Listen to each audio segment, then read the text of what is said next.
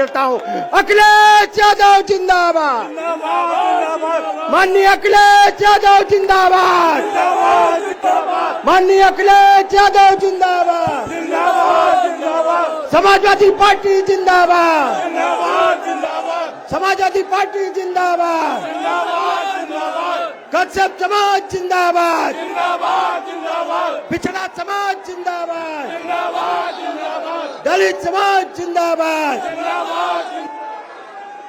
जिंदाबाद।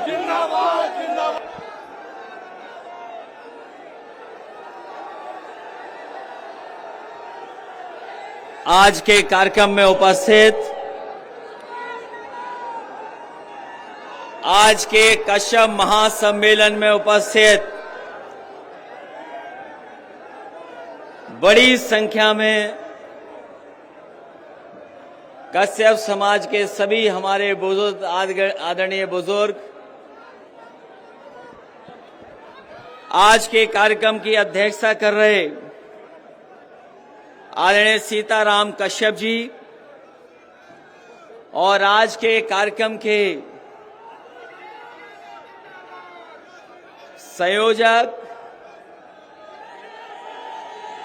और कश्यप समाज के बहुत बड़े संख्या में हमारे मंच पर सभी नेता, मंच पर उपस्थित राज्यसभा में सांसद Vishambar Nishad ji, MLC doctor Rajpal Kashyap ji, Sudhakar Kashyap ji, Mangeram Kashyap ji, BK Kashyap ji, Udayveer Kashyap, आदरणीय चौधरी लालता प्रसाद जी, किरणपाल कश्यप जी, पूर्व मंत्री शंखलाल मांझी जी, राजपाल सैनी जी, पार्टी के जिलाध्यक्ष प्रमोद त्यागी जी, विधायक संजय गर्ग जी, अतुल प्रधान जी, गौरव स्वरूप जी, अनिल सिंह जी, सतवीर प्रजापति जी, मनोज पारस जी, योगेश वर्मा जी, प्रमोद कश्यप, विनय पाल जी, जिया चौधरी साहब, गुलाम मोहम्मद जी, विजय कर्मा जी, स्वामी हमारे स्वामी जी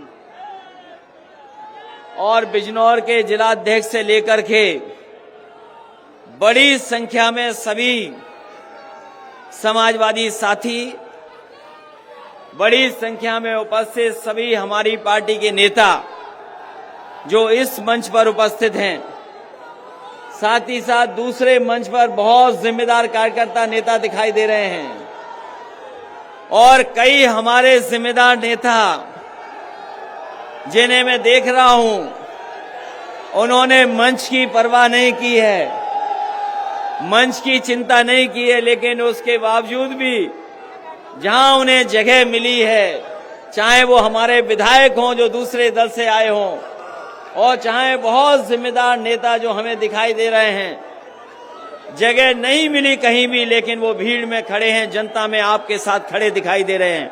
मैं एक एक साथी जो सभा में उपस्थित है, उस कोने से लेकर के और आखिरी तक जो हमें दिखाई दे रहे हैं, मैदान में पूरा भरा दिखाई दे रहा है।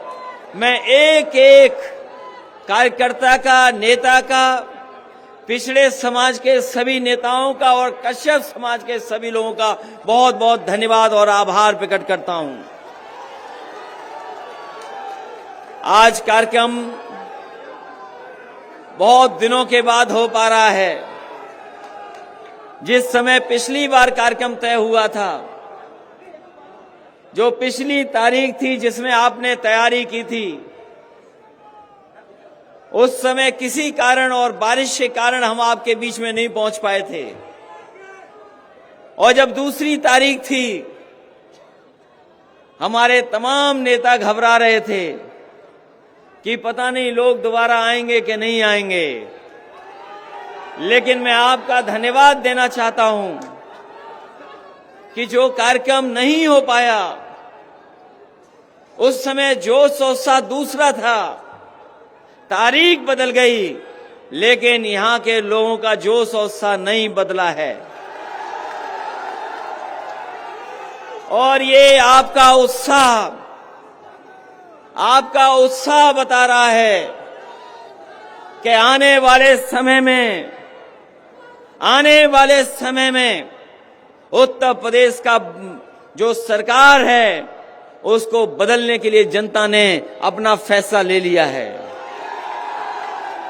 अब कोई रोक नहीं सकता, बदलाव होना तय है। और इस बार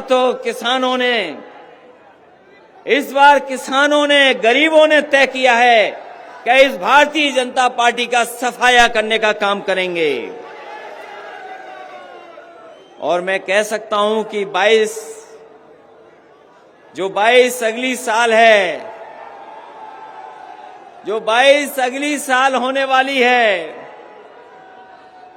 किसानों का इस बार इंकलाब होगा और 22 में बदलाव होगा, कोई रोक नहीं सकता।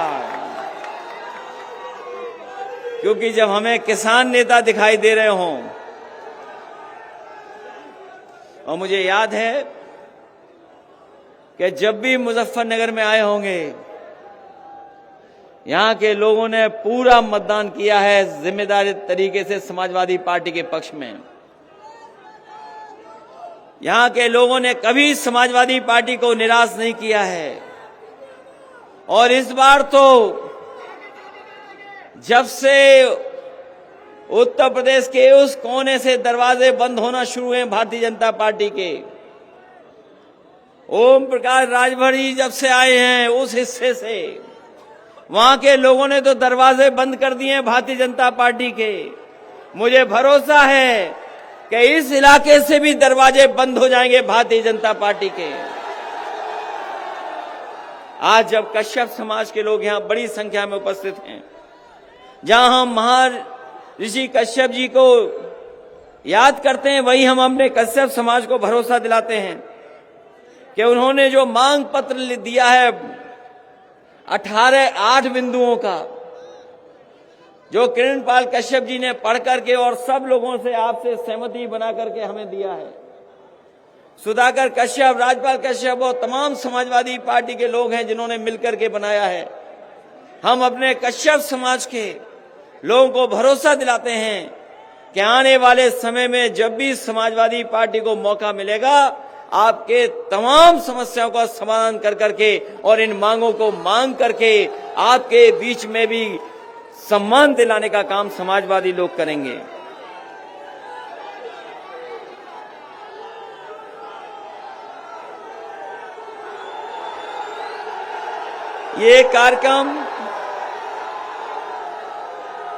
ये जो कार्यक्रम हो रहा है, अभी तो बहुत सारे गठबंधन भी होने हैं।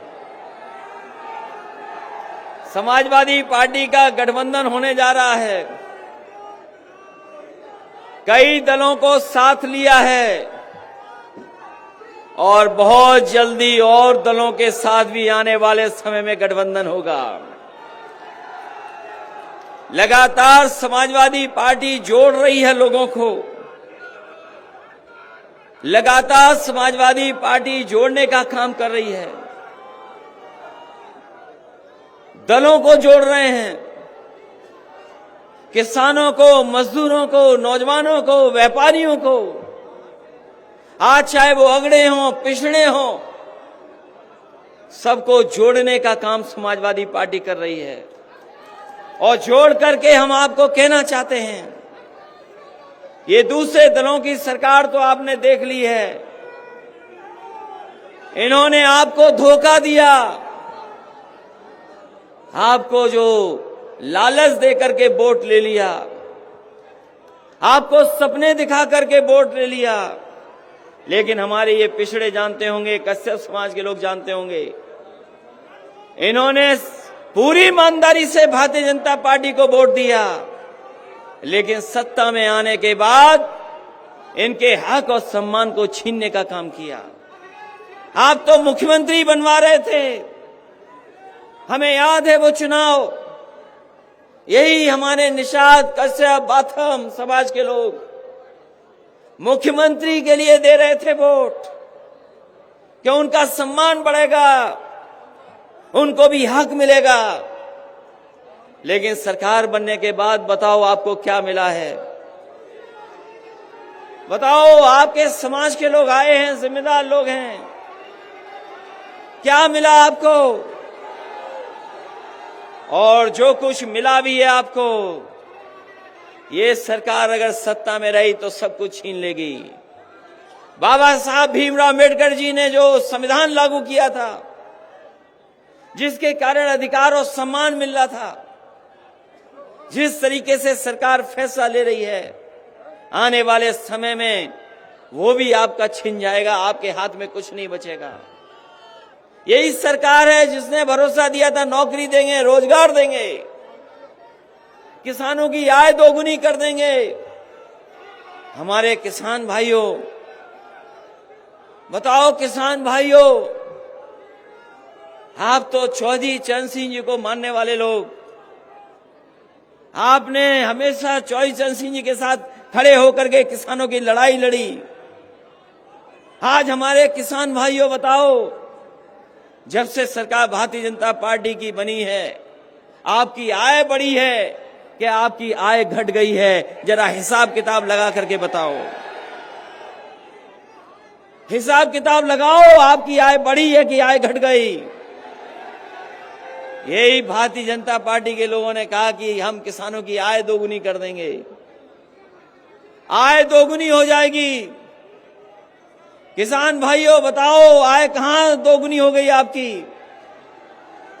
आय दोगुनी नहीं हुई, महंगाई बढ़ गई। महंगाई कहां पहुंच गई? महंगाई हमारे लोग, ये बुजुर्ग साथी हैं, नौजवान हैं, इन नौजवानों को याद होगा कि बताओ 2014-17 में डीजल पेट्रोल की कीमत क्या थी? आप मुड़ करके देखो, मुड़ करके देखो, आप पीछे का हिसाब किताब लगाओ, डीजल पेट्रोल की कीमत क्या थी? क्या कीमत थी उस समय डीजल पेट्रोल की, जिस समय किसानों की आय दोगुनी का वादा किया था? और आज बताओ 100 के पार चला गया पेट्रोल के, क्या नहीं चला गया? 100 रुपए हो गया कि नहीं हो गया? हमारे इन्हीं लोगों को भरोसा दिलाया था कि चप्पल पहनने वाले लोगों को हवाई जहाज में बैठाने का काम करेंगे। याद है कि नहीं याद है कि हवाई चप्पल वाले हवाई जहाज में चलेंगे? और इन्होंने पेट्रोल इतना महंगा कर दिया है कि अगर मोटरसाइकिल चलाना चाहोगे तो मोटरसाइकिल भी नहीं चल पाएगी। ये महंगाई बढ़ गई है। और जो 3 कानून लागू हो गए हैं, ये जो 3 कानून हैं, अभी तो आपके फसल की कोई कीमत नहीं मिल रही है। ये जिस समय 3 कानून लागू हो जाएंगे, आपके खेत भी नहीं बचेंगे और ये बड़े बड़े उद्योगपति आकर के खेतों की मेड़ तोड़ करके आपके खेतों पे कब्जा कर करके आपको मजदूर बनाने का काम करेंगे। ये 3 कानून जहां हमारे किसान लड़ रहे हैं, लगातार संघर्ष कर रहे हैं, समाजवादी पार्टी का पूरा समर्थन किसानों को है और लगातार हम लोग इन काले कानूनों का विरोध करेंगे और तब तक विरोध करेंगे जब तक भारतीय जनता पार्टी इन कानूनों को वापस नहीं ले ले। इन काले कानूनों को लागू होने से क्या किसानों का भला हो जाएगा? क्या काले कानून जो लागू हो रहे हैं, हमारे किसानों का भला नहीं होगा उनसे? हमारे किसानों को अगर बाजार के हाल पे छोड़ दिया जाएगा तो कभी हमारे किसानों का भला नहीं हो सकता। हमारे किसानों की मदद अगर करनी है तो सरकार मदद कर सकती है। जब सरकार मदद करेगी तब हमारा किसान जाकर के खुशहाल होगा। बताओ किसान भाइयों, यहां तो सब खेती करने वाले लोग हैं। ये किसान या किसान के बेटे यहां पर खड़े हैं। जहां किसान के सामने संकट पैदा कर दिया, वहीं नौजवानों के सामने संकट पैदा है।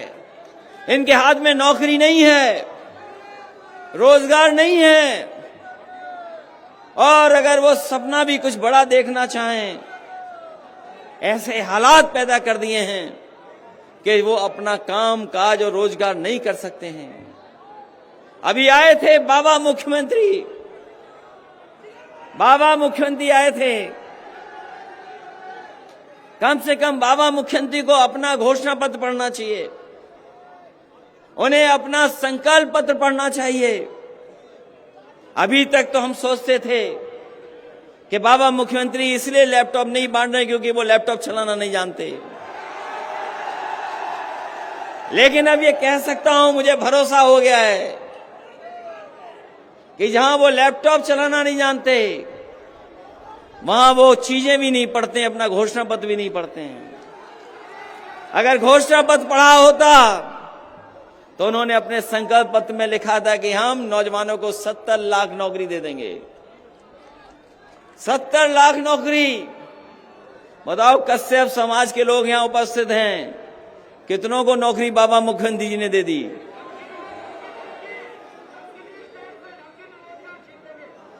कोई नौकरी दी हो तो बताओ। और वो दिन याद करो जब एक बार बाबा मुख्यमंत्री जी कह रहे थे कि हम पे नौकरी तो बहुत है, लेकिन हमारे नौजवानों में टैलेंट नहीं है। याद है कि नहीं याद नौजवान साथियों? एक बार मुख्यमंत्री से पूछा कि आप नौकरी नहीं दे रहे हो, इन नौजवानों को रोजगार नहीं दे रहे हो, तो हमारे मुख्यमंत्री जी कह रहे थे कि नौकरियां तो बहुत हैं, रोजगार तो बहुत हैं, लेकिन नौजवानों में टैलेंट नहीं है। इसलिए साथियों, तय करो आपको कौन सा मुख्यमंत्री चाहिए, कौन सी सरकार चाहिए।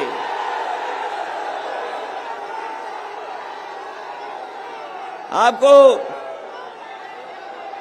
योग्य सरकार चाहिए कि वैसी सरकार चाहिए? योग्य सरकार चाहिए कि गप वाली सरकार चाहिए? अभी आकर के याद दिला गए कि पलायन हो गया है, पलायन। अभी मुख्यमंत्री जी कह रहे हैं पलायन हो गया, और सच्चाई तो ये है कि अगर उत्तराखंड से मुख्यमंत्री जी का पलायन न होता तो 5 साल हमारे खराब नहीं होते। अगर उत्तराखंड से पलायन होकर के यहां ना आते तो 5 साल हमारे खराब नहीं होते। याद करो 5 साल में समाजवादियों ने क्या क्या काम करके दिखाए।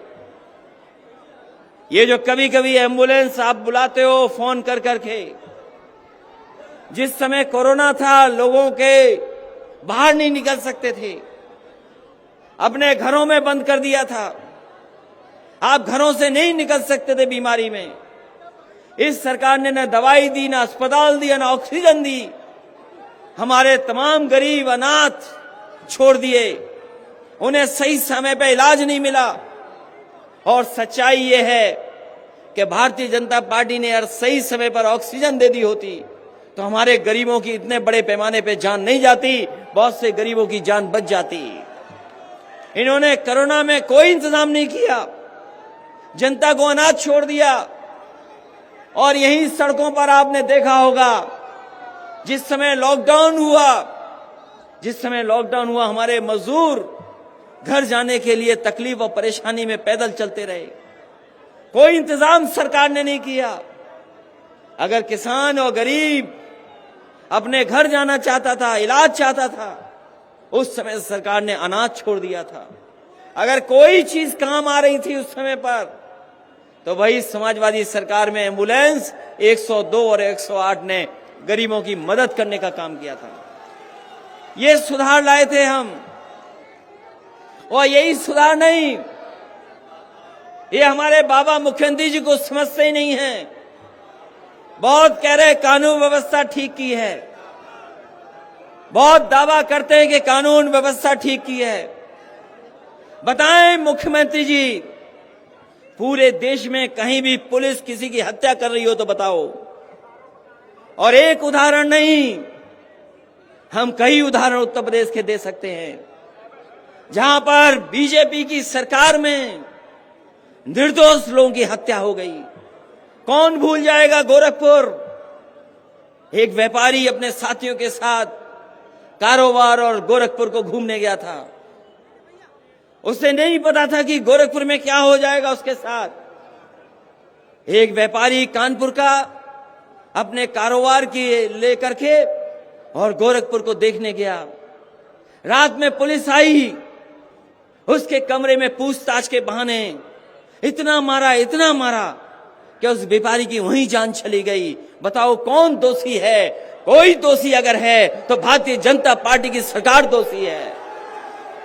जो मुख्यमंत्री अपने यहां, अपने गांव में, घर में, गृह जनपद में अगर व्यापारी को सुरक्षित नहीं रख सकता है तो उससे कानून व्यवस्था की कोई उम्मीद नहीं की जा सकती है। जब आपके बीच में जब मैं आया हूं, जब आज आपके बीच में आया हूं तो कल की घटना भी सोच लो। एक नौजवान को पुलिस उठा ले गई और उसको इतना मारा है थाने में। पुलिस ने इतना अन्याय किया है कि उस नौजवान की जान चली गई। अगर कोई दोषी है उसके लिए तो भारतीय जनता पार्टी की सरकार दोषी है उस नौजवान की जान जाने के लिए। ये दो घटनाएं नहीं, अगर आंकड़े देखें मुख्यमंत्री जी, हम तो सोचते थे कि आपके पास तो बड़े जानकार लोग हैं, आप तो हर चीज पे नजर रखते हो। कभी नेशनल ह्यूमन राइट कमीशन का डाटा मंगवाना, कभी नेशनल ह्यूमन राइट कमीशन के डाटा मंगवाना कि अगर सबसे ज्यादा अन्याय जनता पर कहीं हो रहा है तो उत्तर प्रदेश में भारतीय जनता पार्टी की सरकार में अन्याय हो रहा है। सबसे ज्यादा कस्टोडियल डेथ अगर कहीं हुई है तो उत्तर प्रदेश में हुई है, यही भारतीय जनता पार्टी की सरकार में। आप ठोको नीति चला रहे हो, आप जिसको चाहो उसको ठोक दे रहे हो। कभी सोचा उसका असर क्या हुआ? अभी हाल ही में फर्रुखाबाद में आपके जेलर पिट गए, आपके डिप्टी जेलर पिट गए, 30 से ज्यादा लोगों घायल हो गए, क्योंकि वहां पर जेल में यही नहीं पता था, अपराधियों को, पुलिस को यही नहीं पता था किसको ठोकें। पुलिस जेल के अंदर कैदियों को ठोक रही थी और कैदी पुलिस को ठोक रहे थे। यही आपकी कानून व्यवस्था है। और सबसे बेहतरीन, सबसे अच्छी सुविधा देने का काम समाजवादियों ने किया पुलिस को। कभी पुलिस विभाग में इतने प्रमोशन नहीं होंगे जितने समाजवादियों ने करके दिखाए। इतने प्रमोशन कभी नहीं हुए। और पुलिस काम आसानी से करे, पुलिस आसानी से काम करे, उसके लिए समाजवादियों ने काम करके दिखाया। ये जो 100 नंबर आप मिलाते हो फोन पर, पुलिस आपकी मदद के लिए पहुंच जाती है। ये अगर किसी ने सुविधा दी है तो समाजवादी लोगों ने 100 नंबर की सुविधा देने का काम किया। आपने सुविधा को बेहतर नहीं किया। आप टायर नहीं बदल पाए, आप गाड़ी के टायर नहीं बदल पाए, गाड़ी नहीं ठीक कर पाए, गाड़ियों की संख्या नहीं बढ़ा पाए। केवल एक काम किया है, 100 नंबर का नंबर 112 कर दिया है। 100 नंबर था वो 112 हो गया। और हम आपसे कहना चाहते हैं, अच्छा हुआ मुख्यमंत्री जी आपके बीच में नहीं आए, आपके बीच में नहीं आए। अगर वो रंग देख लेते पीला तो इसका रंग बदल देते। उनका सबसे अच्छा काम है विकास, सबसे अच्छा काम यही करते हैं, विकास में रंग बदल देते हैं, नाम बदल देते हैं। इसलिए ठोको नीति चलाने वालों ने उत्तर प्रदेश की कानून व्यवस्था बर्बाद कर दी। लोगों की जान गई जाने कितनों की। और विकास के नाम पर केवल नाम बदला जा रहा है, रंग बदला जा रहा है। और 4.5 साल बाद भी समाजवादियों के काम के शिलान्यास हो रहे, उद्घाटन हो रहे हैं। अभी तक मुख्यमंत्री वो काम नहीं कर पाए जो अपना शिलान्यास किया हो, उस काम को उद्घाटन कर दिया हो। इसलिए इस मौके पर हम आपसे कहना चाहते हैं कि जहां उत्तर प्रदेश के लोग बदलाव चाहते हैं, परिवर्तन चाहते हैं, बदलाव चाहते हैं, वो नहीं चाहते कि ऐसी सरकार हो जो झूठ बोलती हो, जनता को धोखा देती हो। वोट लिया पिछड़ों के नाम पर, लेकिन पिछड़ों को ही धोखा दे दिया। जो लोग पिछड़ों की गिनती नहीं कर सकते, भूल जाओ पिछड़े लोगों, तुम्हारे लिए कोई कल्याणकारी योजना ला सकते हैं। और जो आपको अधिकार भी मिले थे नौकरी के, धीरे धीरे सब नौकरियां छीनी जा रही हैं। अगर नौकरियां देंगे भी तो बताओ, अगर बड़ी बड़ी संस्थाएं प्राइवेट हो जाएंगी, बिक जाएंगी, तो आपको नौकरी कहां मिलेगी? ये सरकार बेचने वाली है। अभी नोटबंदी के 5 साल गुजरे हैं। नोटबंदी में जो कहा गया था कि भ्रष्टाचार खत्म हो जाएगा, काला धन आ जाएगा, आतंकवाद खत्म हो जाएगा, आज सरकार को बताना चाहिए कि कितना भ्रष्टाचार खत्म हो गया है। आज भ्रष्टाचार कई गुना बढ़ गया है, अन्याय कई गुना बढ़ गया, और जहां कहीं अगर आप न्याय के लिए जाएंगे तो आपको अपमानित करने का काम ये भारतीय जनता पार्टी के लोग कर रहे हैं। इसलिए जनता बदलाव चाहती है, परिवर्तन चाहती है। इसलिए इस परिवर्तन के समय पर और बदलाव के समय पर जब हमारे कश्यप समाज के लोग निकल पड़े हैं, तो इनके साथ साथ और हमारे पिछड़ी जाति के लोग भी निकल पड़ेंगे। क्योंकि सरकार में सम्मान नहीं मिला है, नौकरी नहीं मिली, रोजगार नहीं मिला, अगर कुछ मिला है तो महंगाई मिली है, आपको अपमान मिला है। और ये तो गन्ने का क्षेत्र है। हमारे मुख्यमंत्री जी कह रहे थे कि आने वाले समय में गन्ने की कीमत क्या होगी, कितनी अनाउंस करके गए बताइए। सरकार ने कहा कि हम 340 रुपए प्रति क्विंटल देंगे, यही तो फैसला लिया सरकार ने। और अगर पर्ची देखी होगी तो बताओ पर्ची पे क्या कीमत लिखी है?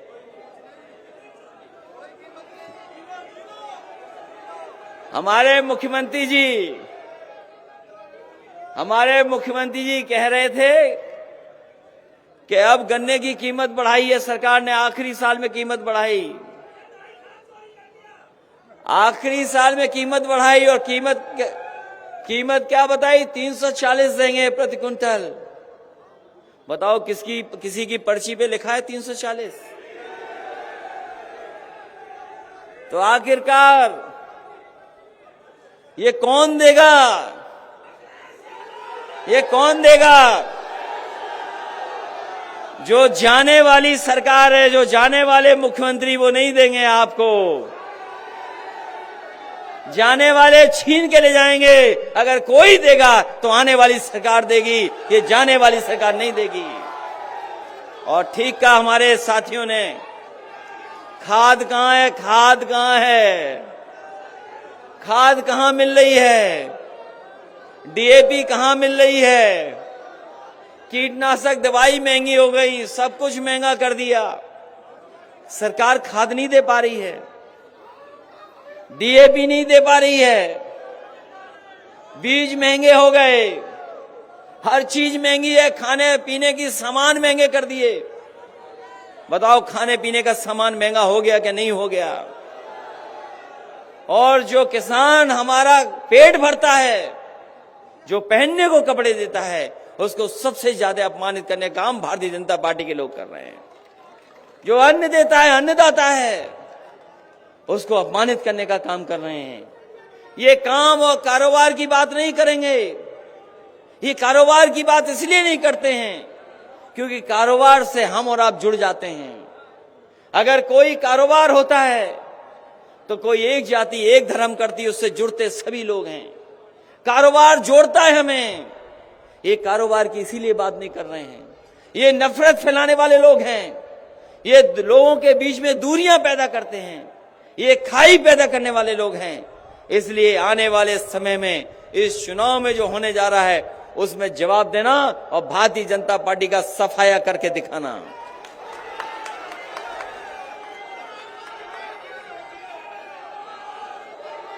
इसलिए जहां कश्यप समाज के लोग हैं वहीं हमें हर वर्ग के लोग दिखाई दे रहे हैं। कोई वर्ग नहीं है जिसके लोग यहां शामिल न हों, कोई समाज के लोग नहीं जो हमारे साथ आज खड़े न हो समाजवादियों के साथ। समाजवादी पार्टी कोई एक परिवार की पार्टी नहीं है। ये बीजेपी के लोग कहते हैं कि परिवारवाद है। हम उन्हें कहना चाहते हैं सबसे ज्यादा परिवारवाद अगर कहीं है तो भारतीय जनता पार्टी में है। परिवारवाद अगर कहीं है तो भारतीय जनता पार्टी में भी है। वो अपने यहां नहीं बोल रहे हैं, हमारा परिवार एक ही है और वो है कि हम सब समाजवादी हैं, हम सब समाजवादी हैं। और सोचो कभी पत्रकार साथियों, सोचो पत्रकार साथियों, हमारे मुख्यमंत्री जी को खानदान बहुत याद आता है। हमारे मुख्यमंत्री जी को खानदान बहुत याद आता है। सोचो खानदान किसको याद आता है बताओ आप? जो हारने वाला है, जो खिसियाने वाला है, जो जाने वाला है, उसे ही परिवार याद आता है, खानदान याद आता है। हम समाजवादी लोग हैं, हम सब एक परिवार हैं और इसमें सभी की भागीदारी है और आने वाले समय में सभी का सम्मान करने का काम समाजवादी लोग करेंगे। सभी की भागीदारी होगी, सभी का सम्मान होगा। और एक बहुत पुरानी मांग हमारे पिछड़े भाइयों की है कि पिछड़े लोगों की गिनती हो, पिछड़े भाइयों की। ये सरकार गिनती नहीं करना चाहती है। अगर गिनती करेगी तो वो जानते हैं कि आबादी में कुछ लोग और ज्यादा हैं हमसे, इसलिए गिनती नहीं हो रही है। हम अपने पिछड़े भाइयों को भरोसा दिला के जा रहे हैं कि समाजवादियों को मौका मिलेगा तो आपकी गिनती भी होगी, आपकी भागीदारी भी होगी और आपका सम्मान करने का काम भी समाजवादी लोग करेंगे। इसलिए इस मौके पर हम आप सबका धन्यवाद देना चाहते हैं, आभार प्रकट करना चाहते हैं। जो लोग बड़ी संख्या में लेकर के आए हैं, सहयोग किया, पहले भी हमारे लिए इंतजाम किया पार्टी के लिए, और उस समय कार्यक्रम नहीं हो पाया, आज हो रहा है। आज इस कार्यक्रम को जब आपने सफल बनाया है तो मैं आप सबका धन्यवाद देना चाहता हूं। एक एक नेता का, एक एक कार्यकर्ता का, जो हमें दूर दूर तक दिखाई दे रहे हैं, उनका भी धन्यवाद देते हैं। जो बड़ी संख्या में लोग आए उनका धन्यवाद देते हैं। इस उम्मीद, इस भरोसे के साथ कि आने वाले समय में बदलाव होगा, नई सरकार बनेगी और हमारे किसानों का सम्मान होगा, नौजवानों को नौकरी होगी, नौजवानों को रोजगार देंगे, महंगाई की राहत मिलेगी। और जो भारतीय जनता पार्टी ने बिजली बढ़ा करके हमारे किसानों को करंट दिया है, हम आपको भरोसा दिलाते हैं उम्मीद से ज्यादा आपको बिजली में राहत देने का काम करेंगे। ये हम आपको भरोसा दिला के जा रहे हैं। बताओ बिजली के बिल से करंट लग रहा है कि नहीं लग रहा आपको?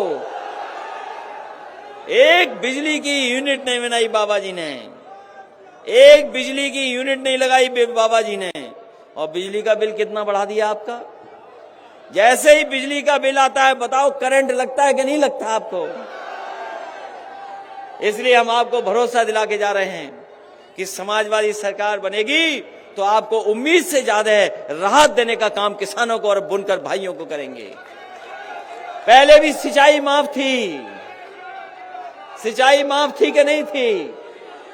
और आपकी एम्बुलेंस फ्री थी। इसलिए जहां हम पढ़ाई के लिए काम करना चाहते हैं, सिंचाई भी मुफ्त करने का काम करेंगे और अपने किसानों को ज्यादा से ज्यादा राहत देंगे, क्योंकि जब हमारा किसान खुशहाल होगा तब जाकर के हमारा देश खुशहाल होगा। इन्हीं शब्दों के साथ कश्यप समाज के सभी लोगों का मैं बहुत बहुत धन्यवाद देता हूं, इस उम्मीद, इस भरोसे के साथ कि आने वाले समय में उत्तर प्रदेश में बदलाव होकर के किसानों की सरकार बनेगी और एक ऐसी किसान और गरीब नौजवानों को सम्मान देने वाली सरकार बनेगी जिसके साथ बहुमत होगा। और जहां तक गठबंधन का काम है, लगातार हम लोग छोटे दलों को, क्षेत्रीय दलों को जोड़ने का काम कर रहे हैं, जिससे कि समाजवादी पार्टी की ताकत उत्तर प्रदेश में दिखाई दे। इन्हीं शब्दों के साथ एक बार फिर आप सबका धन्यवाद, बहुत बहुत बधाई आपको।